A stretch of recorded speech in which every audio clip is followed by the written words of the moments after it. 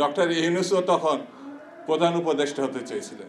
আপনাকে ভালো মানুষ হিসাবে আমরা জানি, আপনি সম্মানিত ব্যক্তি, আপনার উপরে বাংলাদেশের মানুষ নির্ভর করতে চায়, কিন্তু এমন কোনো কাজ করবেন না যাতে আপনার উপরে সন্দেহ তৈরি হয়, আপনার অর্জিত সম্মান বিনষ্ট হয়। খুব সাবধানে আপনি এগোন, এই কারণে যে আপনার উপরে আমরা নির্ভর করতে চাই। এখনও আপনার প্রতি আমাদের আস্থা আছে, বিএনপির আস্থা আছে, রাজনৈতিক দলগুলো আছে, কিন্তু সে আস্থা নষ্ট করবেন না। এটি আপনাকে স্মরণ করছে এই কারণে যে ব্যক্তিগতভাবে আপনাকে আমি পছন্দ করি।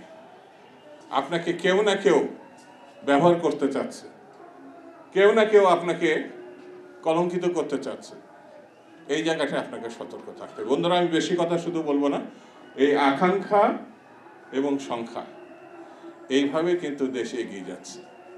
সরকারের দায়িত্ব আকাঙ্ক্ষাটা স্মরণে আনা আর সংখ্যা দূর করা, এটাই মূল। আর আমি অন্য কোনো রাজনৈতিক বক্তব্য দিব না, এই কারণে আমি আর নিশ্চিত হতে চাই এই বছরের মধ্যেই গ্রহণযোগ্য একটি নির্বাচন হবে। এটা আমরা প্রত্যাশা করতে চাই, এটা আমাদের আকাঙ্ক্ষার মধ্যে আছে। এবং সরকার প্রধান হিসেবেও ডক্টর ইউনূস বলেছেন এই বছরের মধ্যে অথবা 26-এর প্রথমে এর মধ্যে থাকেন, তাহলে আমার মনে হয় সহি সালামতে আমরা একটা ভালো কিছু প্রত্যাশা করব, আপনারাও যেতে পারবেন। কারণ আমরা চাই আপনাকে যেমন ফুলের মালা দিয়ে আমরা চেয়ারে বসাইছি, ফুলের মালা দিয়ে আপনাকে আমরা বিদায় করতে চাই। আর ভারতকে এত ছোট করে ভেবেন না।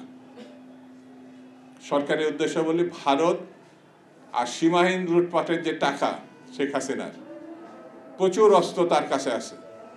এই শক্তিকে ছোট করে দেখার আন্দোলনকারী শক্তিদেরকে আমি বলবো একটু হুঁশে থাকতে হবে।